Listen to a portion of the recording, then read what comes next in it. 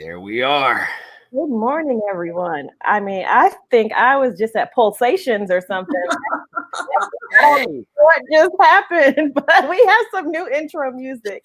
Woo. Welcome to the first 2021 edition of Trap Chat with the Shark. Today we have a very special guest, Talia Edmundson. Please let's jump right in. Introduce yourself. Talia Edmundson. Hi. What do you do? And who do you do it for? I do HR consulting for startups and small businesses. Right now, all of my clients are in Pennsylvania and New Jersey, primarily Philadelphia, because I'm a little biased, but it's definitely one of the best, if not the best, city for startups in the United States. Like I said, little biased. I'm in the northeast suburbs, so Levittown, if anyone's ever heard of that, is where I am. And I've been here pretty much all my life. So I'm a consistently disappointed Eagles fan. I have clothes for all four seasons. I know what it's like to dig out my parallel parked car snow in 36 inches of it. That's what I do, and that's who I do it for. I love it. Wow. So Rich is feeling a little sad because he knows my backstory, that I'm from South Jersey, / Philadelphia. Mm-hmm. And I too used to be a disgruntled Eagles fan, like die hard, everything. I gave up football a couple of years ago though, so I don't watch the NFL anymore. But well, if I could cheer you guys up, just one quick question. The Pittsburgh Steelers, we were undefeated after 11 weeks, and look what happened. We're sitting and then up. you weren't. Sucks to suck. And then you weren't. So, so I wanted to wear my I have a Philadelphia Zoo Key t-shirt. Ooh. That has the elephant one. Yes. So I wanted to wear that one today, but I got a little behind, so I didn't get you to remember the ring? No, I didn't have a ring. I have a t-shirt though with the Zoo Key. And then I have a green shirt that says cheesesteaks, some soft pretzels, and water ice, because that is the proper way to say it. So I'm going to jump into that, because before we started, I asked you how you wanted me to pronounce your name, because regionally I was like, is it the hard A or soft A, Talia or Talia? Right. And you pretty much said that, call me whatever. So I have a point here. I'm a recruiter. Rich is a recruiter as well. We're both in staffing. You're a consultant. I'm sure you get some recruiting questions and recruiting TA work as well. Yeah. Do you still find that people like just decide what they're going to call you? And they're like you correct, like they say, hi, Kirsten. And I'm not saying, no, it's Kirsten. They're like, okay, well, I'll just call you X. Are you still seeing that? Yes. And what I try to do is make it a point of, usually if I'm working with someone, I have a name or more than one name on paper or an email.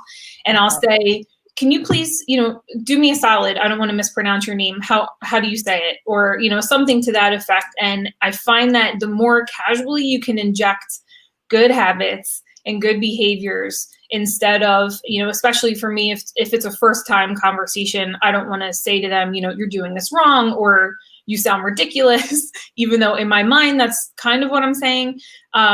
Just kind of introducing, like I said, good behaviors, good habits in a kind way. I also find that has them ask me more questions about pronoun usage and how do I, go into this thing over here if there's a generally ambiguous name and I don't want to make an incorrect assumption and embarrass myself and make someone else not feel good.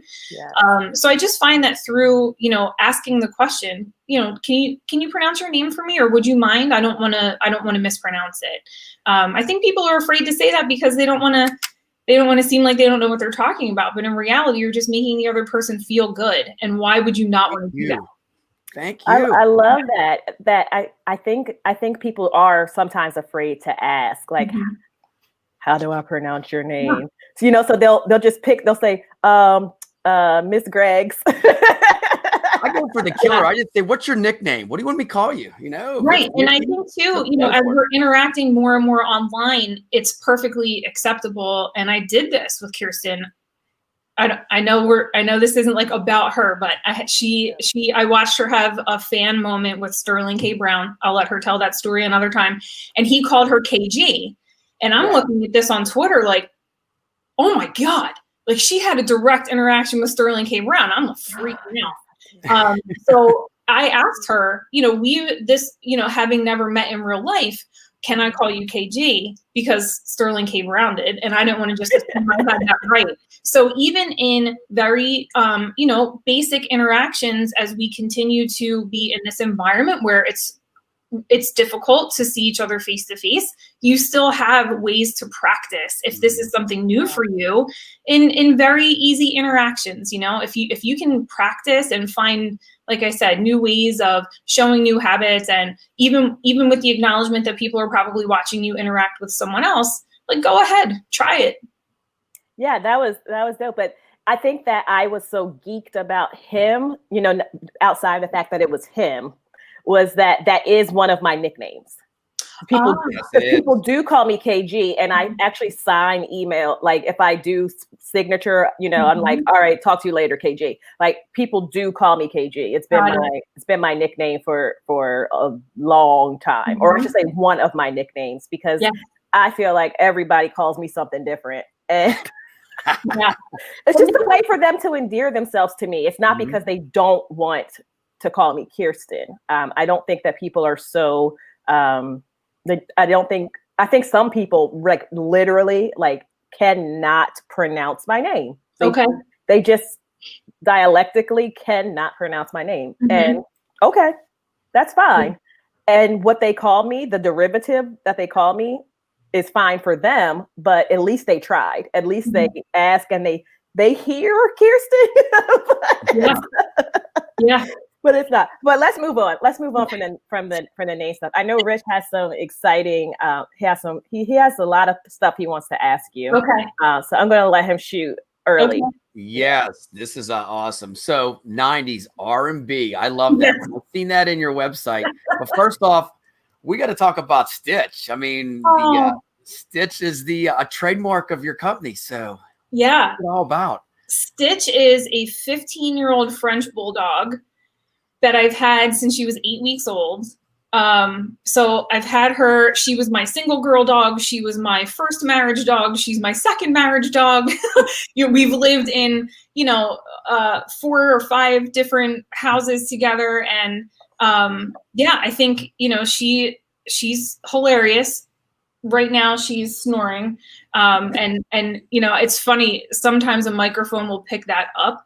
So I'm consistently nervous that she will, make some sort of bizarre sound, and then someone that I'm talking to will think it's me. And, I worry about that a little bit too. But yeah, Stitch is don't worry about it. She's a little Frenchie. She likes most people and dislikes most dogs. So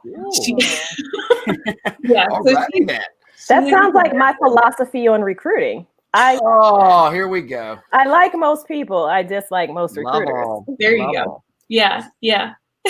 And I gotta ask you, your website with that radio. I actually have one in my closet here. I mean, I love the boom box from back in the day. So tell me a little bit how R&B ties into your business and how you incorporate that.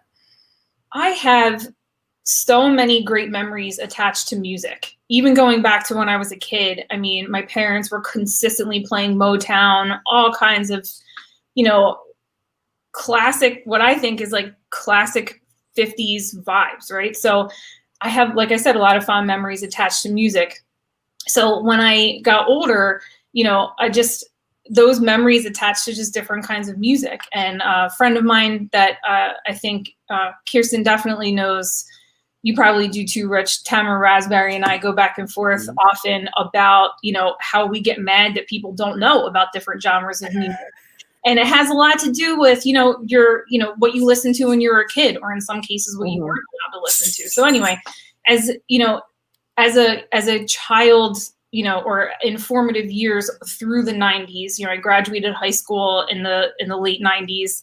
I was super attached to R&B. Belle Biv DeVoe and Vogue. All kinds of the R&B folks. And when I started this business, which I had never thought I would do. That's probably a story for another time. When I started this business, I thought, how do I tie in the music that I listen to every day, the music that basically powers my soul and creativity, into a business, so I'm appreciating both the HR aspect, the music that I love so much, and then what I wanted to do was bring HR or people ops or whatever. There's so many different references to it now, but how to make it so that it's in the business, not this kind of like afterthought, right? So how they all mix together.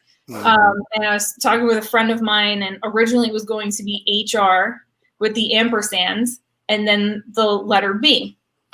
And then friend said, you sound like a financial institution, like BB&T or something. Yeah. So I just dropped the ampersand and used the little N. So it's HR and B. And that's how I was able to, kind of bring in this music that I love so much, that I have a lot of fond memories of, and that, power my work. I love that. And look, you got to see my shirt. It says body, soul. Look at that. There you go.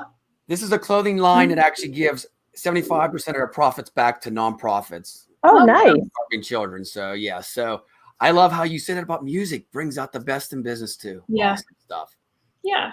I love that. I love that. Yes, we have a similar story in terms of like how we incorporate business into how we incorporate music into our collective brands. Because as you know, like trap, it's an acronym, but it was based off of a T-shirt that said, I love God and trap music. And even, when I first started out, even my blog posts, like they all started with a song, and again, I'm biased because they weren't as many trap songs, like current songs, but they were like the old school hip hop that I grew up with. I just want to help the children, give them good music. Give them good music. All right, but let's get back to you. So what are you most looking forward to this year? Traveling again. You think so? I'm optimistic about it. Yeah, I wouldn't call myself like a world traveler, but I've certainly taken, a lot of great trips, and I actually look forward to retiring outside of the United States at some point, and then trying to, live locally and just, give back in the communities that I've actually had a chance to live in and be part of. And I'm really looking forward to that. So I think that we will get to a point, I'm hopeful for mid-year, so maybe like June, where, there's enough of us, especially in the US, that get vaccinated so that it's safe for us to travel to these other countries while we're following whatever their rules might be, of course, because everyone's going to be on a completely different timeline. So remaining respectful for safety, but also, being able to get back to travel, because I miss that part of it very much. And then, of course, even in country, going to just conferences again and like seeing people. And because of conferences, I can trace back now every single fantastic connection that I have just to human beings in general, even outside of the profession, because of going to these things and meeting people and figuring out who it is that they know. That's why I'm talking to you right now, Kirsten, is like, because of these small interactions that you get to have, they're not always fleeting, and I miss them. So that's what I'm looking forward to, is just getting back to people. Also, I'm a hugger, which I know is probably going to be, it's problematic right now. But I'm a hugger. I have a very, very strong Italian background. My surname is Guido. So it's like, it's what I do. Like I hug. I don't know what to do with my hands 90% of the time. Use them to talk. I love it. Yeah. I love it. I can ask you a quick question. In the last 9 months, 10 months since we've been locked down, do you feel like you built your network and got stronger relationships with people in your business over the time? It's funny. So I started this business 4 weeks before COVID hit. Oh, wow. So I didn't know that. I had no idea what I was doing. You know, and I often tell people, like, when I was a little kid, I thought Indiana Jones was a real job and I wanted to go be that. And in Raiders of the Lost Ark, he has this line that he says, I don't know, I'm making this up as I go. And for the 4 weeks pre-COVID, I thought, I'm just going to make this up as I go and see what happens. And then when COVID hit, I just figured, you know, I'm in a place where I want to still try to help as many people as possible in ways that no one really knew what kind of like help that they needed.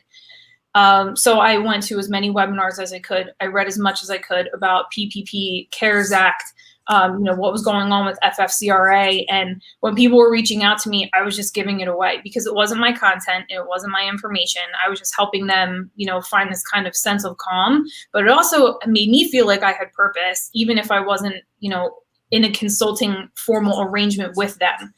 And in this, you know, especially in this Philadelphia area, that's full of startups that were, you know, getting really hurt and banged up from COVID. Fundraising opportunities were, you know, disappearing. Seed money was not going to be where it was supposed to be. So just kind of like feeling like I had a purpose with them and helping them, helping those companies feel like they were navigating something that no one knew how to do. And that gave me, I totally forget the original question, but that gave me kind of like the purpose that I needed at that time, and feeling like I was helping make a difference in these workplaces that were really just trying to get up and running.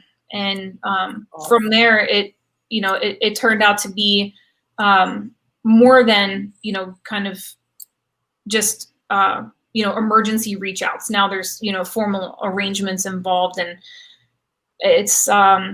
it was a really interesting learning experience that started out as I'm making this up as I go, all the way now through a completely, you know, set up business that has clients and, you know, doing the thing. Yeah, but I love that because you were open. You know, you had an idea, you knew you wanted to do something, and you just did it. Like, yeah. You just went out there and you did it. And then it turned into something even bigger, and it's going to continue to grow. Yeah.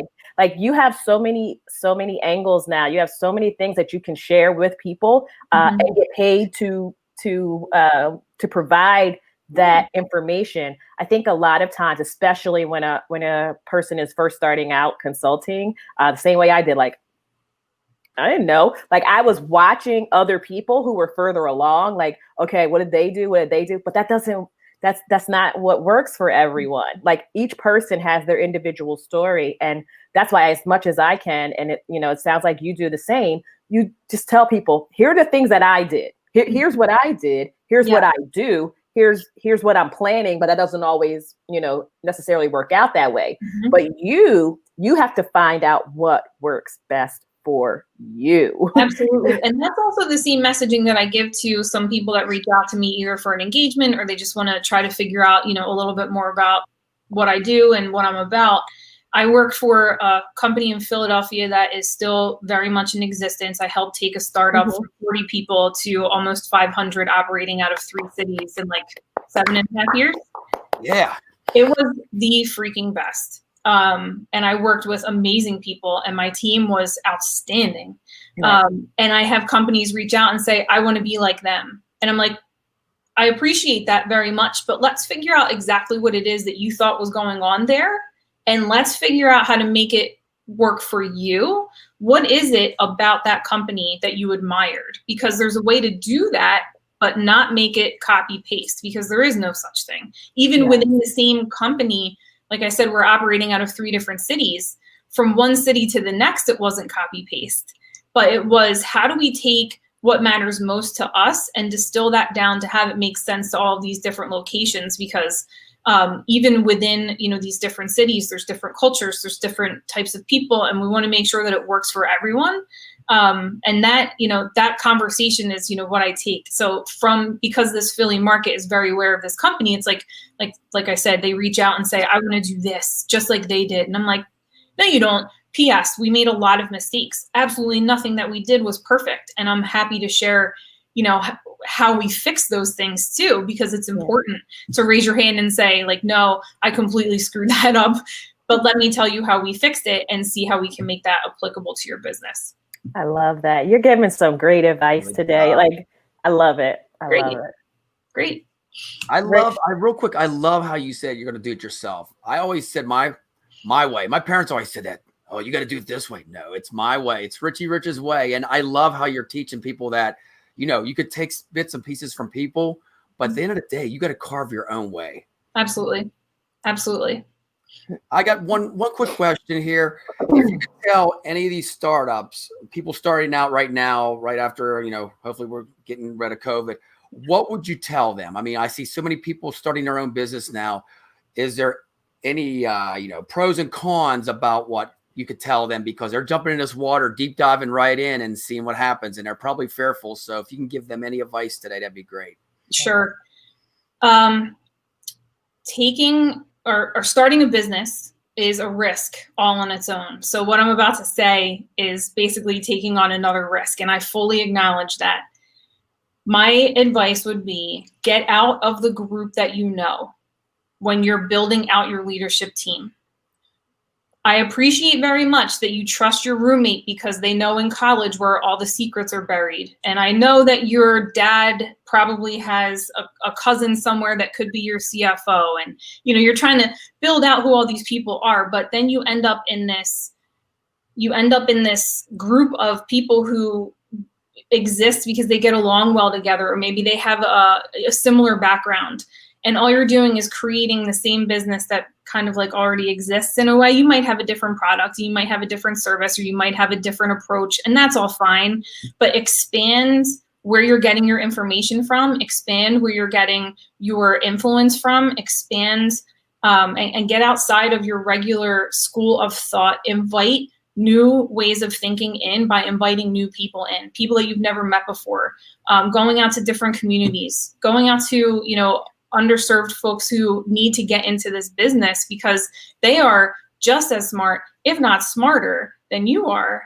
And I think that's really humbling for founders to learn, or for folks who are starting a business to learn or admit to. But at the same time, swallow that pride, pass the mic, admit when you don't know something, and don't just keep going back to the same people over and over again. And that is especially hard for people who are starting a business and not for the first time. They tend to bring folks with them. And don't get me wrong, there's value there. But what I'm hopeful for is people will realize there are other ways to do work.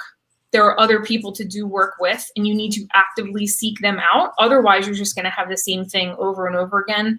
And rinse and repeat after a while gets a little bit old. So get out there, get different points of view, get different people into your business. Exactly. That's perfection. I hope you guys are listening. That's great stuff. And you know what, real quick, I love how you said that. Basically is like, when you have a lot of good friends, you're going to have some negativity too. People's going to say, you can't do this, don't do this. And it's that jealousy thing. We have to look in the mirror and say, branch off. When you meet people, just embrace them. Yeah, absolutely. Absolutely. All right. So I guess we're at like almost 25 minutes. Who cares about time? It's a great, the clock. Time waits for nobody. Yeah. So I want to ask one more question of you. So if you had to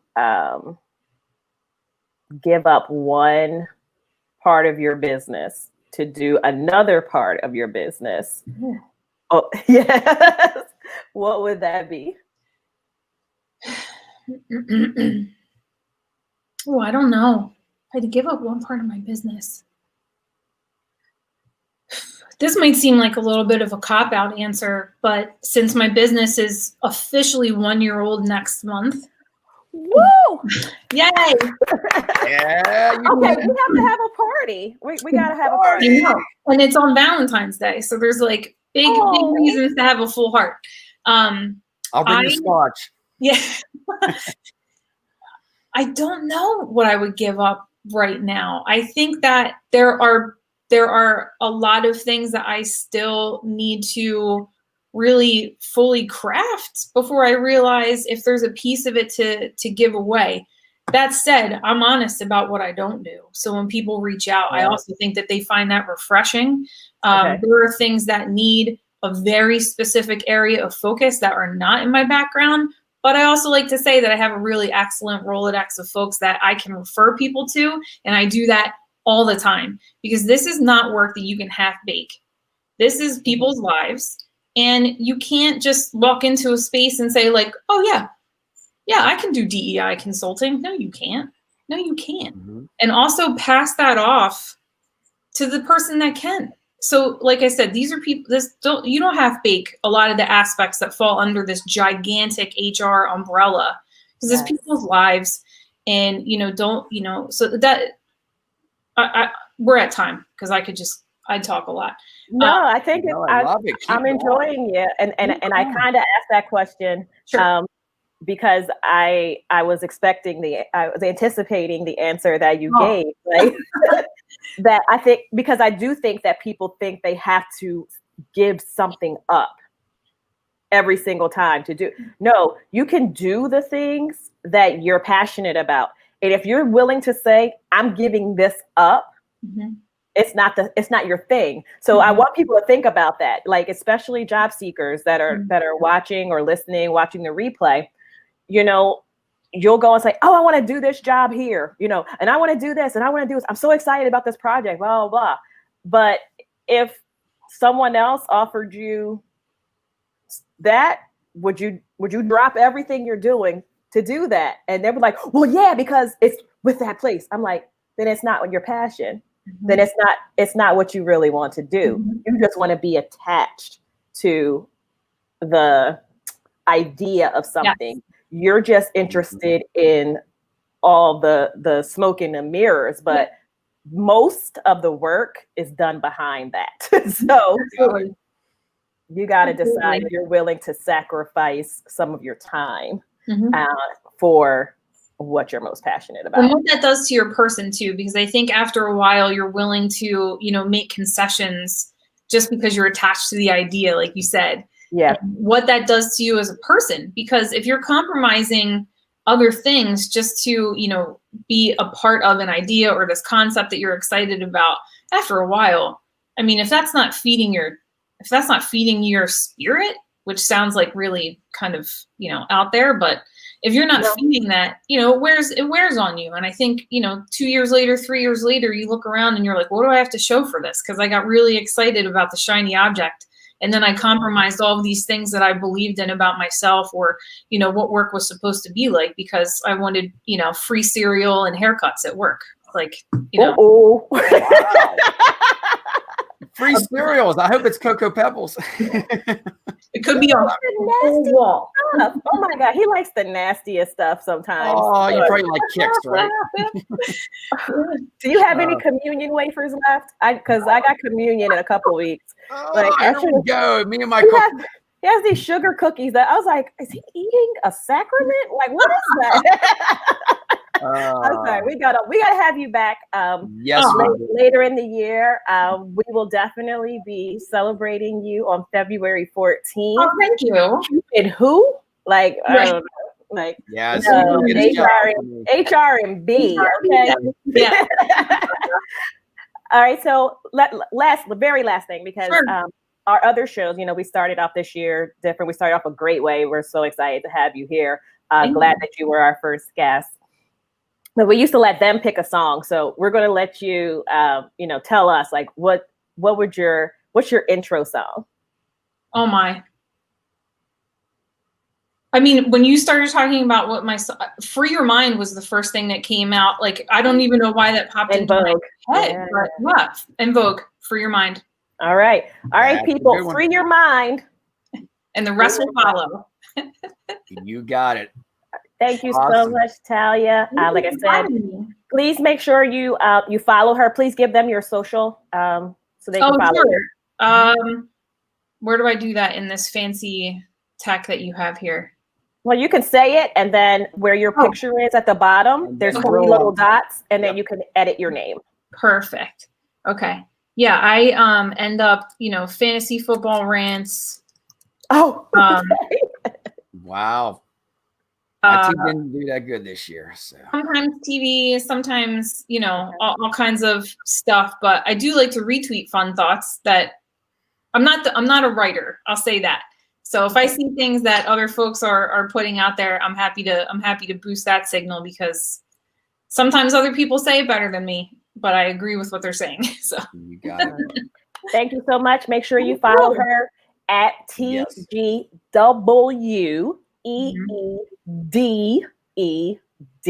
Yeah.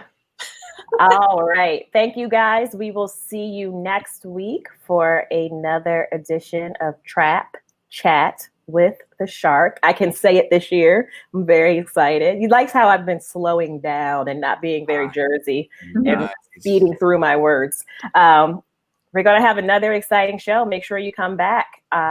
See you next week. Thanks, Talia. Thank you. And remember, everybody out there, stay safe, be strong, and remember, my slogan this year, we got this. Simple. All right. You got this. Wear a mask. Yes.